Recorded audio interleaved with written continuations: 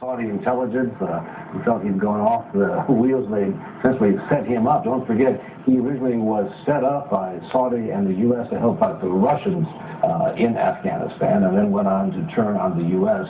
And there were concerns that he had problems with his health, reported kidney dialysis, and analyzing the videos as they came out over the last 10 years, you can see him graying. He was 54 years old, just turned 54 in March, and appeared to be in continued good health, even for the sparse conditions under which he was living. And Jake Tapper, as you point out, President Obama had made it a central plank of his campaign that he was not going to let Osama bin Laden out of his sight, so he was going to be even tougher.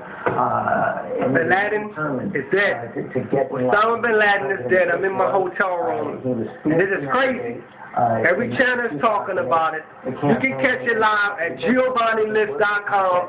Right now, it's not even reported on the internet. I have done search all over it. Nobody has reported it yet. I guess the news network are trying to get the people together to actually upload this information. I'm the first person to put it online on the net on GiovanniList.com, GiovanniList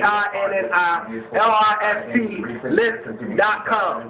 Stay tuned. Troops. There's now more than 100,000 U.S. troops in Afghanistan, and as we discussed earlier in the program, in this special, he has increased significantly the number of unmanned Predator drones in Pakistan, and of course that is where Al-Qaeda is said to have been hiding, in Pakistan.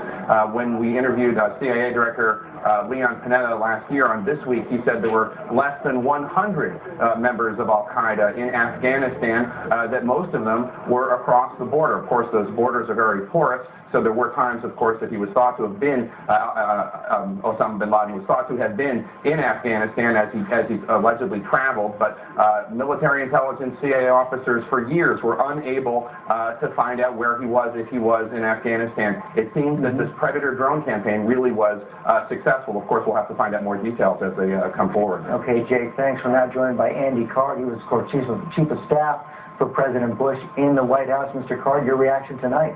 Well, this is a terrific day for America and, quite frankly, for the whole world that cares about winning the war on terror. But it's particularly significant for our intelligence community and the people that were involved in this. And they're the ones who have kept their nose to the grindstone for a very, very long time and worked very hard to allow this day to be realized, finally.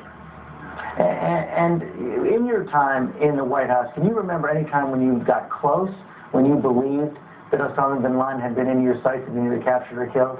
Yes. In fact, I was one person who one time who thought that he had been killed, but I was wrong.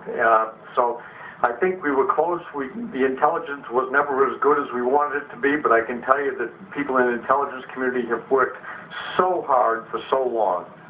Okay, thank you, Mr. Clark. Thanks very much for joining us on the phone tonight. I also want to bring in now Richard Clark. He was the head of counterterrorism for many years under President Bush and President Clinton.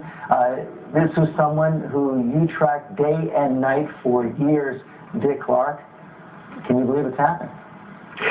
Well, it's very personally satisfying, I think, not just for me, George, and the other people who tried to get him, but for the victims' families. There's finally a sense of closure here. And it comes at a really